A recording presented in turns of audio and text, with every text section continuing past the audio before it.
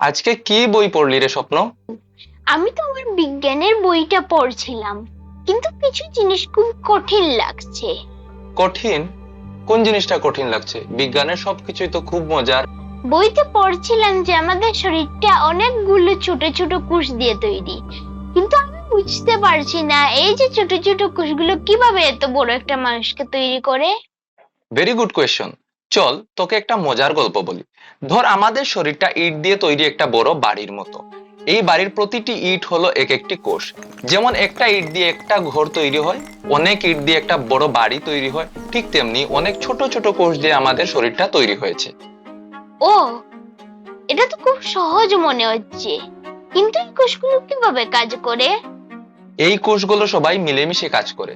যেমন আমাদের বাড়ির দেয়াল, ছাদ, মেঝে সবকিছুই তো ইটের তৈরি, কিন্তু সব ইটের কাজ তো এক নয়। কিছু ইট দেয়াল তৈরি করে, কিছু ইট ছাদ তৈরি করে, আবার কিছু ইট মেঝে তৈরি করে। আমাদের শরীরের কোষগুলো ঠিক একই রকম। কিছু কোষ আমাদের হাড় তৈরি করে, কিছু কোষ আমাদের ত্বক তৈরি করে, আবার কিছু কোষ আমাদের রক্ত তৈরি করে। সবাই মিলেমিশে একটা বড় কাজ করে। তাহলে কি একটা কোষ অন্য কোষের মতো হতে পারে না? না, তা হয় না। এটাই তো সবচেয়ে মজার ব্যাপার। কোষগুলো শুরুতে একই রকম থাকে, কিন্তু পরে তাদের মধ্যে কাজের ভাগ হয়ে যায়। যেমন একটা ক্লাসের সব বাচ্চারা প্রথমে একই রকম থাকে, কিন্তু পরে কেউ ডাক্তার হয়, কেউ ইঞ্জিনিয়ার হয়, কেউ শিক্ষক হয়।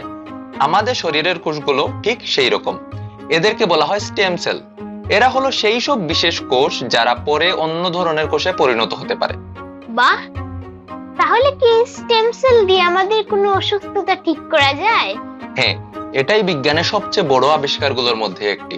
ধর তোর শরীরে কোনো জায়গায় কোষ মরে গেছে বা নষ্ট হয়ে গেছে, তখন বিজ্ঞানীরা স্টেম সেল ব্যবহার করে সেই জায়গায় নতুন কোষ তৈরি করতে পারে। যেমন যদি কারো হৃৎপিণ্ডের কোনো অংশ নষ্ট হয়ে যায়, তখন স্টেম সেল ব্যবহার করে সেই জায়গায় নতুন হৃৎকোষ তৈরি করা সম্ভব। দারুণ তো! তাহলে তো ভবিষ্যতে সবাই সুস্থ থাকতে পারবে। ঠিক বলেছিস। বিজ্ঞানীরা এখন এই স্টেম সেল নিয়ে গবেষণা করছেন, যাতে আমরা ভবিষ্যতে অনেক কঠিন রোগ যেমন ডায়াবেটিস, হৃদরোগ, এমনকি কিছু ধরনের ক্যান্সারও সারিয়ে তুলতে পারি। এই গল্পটা শুনে বিজ্ঞানের প্রতি আমার আগ্রহ আরো বেড়ে গেল। এটা তো বইয়ের থেকে অনেক সহজ। এটাই তো বিজ্ঞান। বিজ্ঞানকে যদি গল্পের মতো করে বোঝা যায়, তাহলে সেটা অনেক সহজ হয়ে যায়।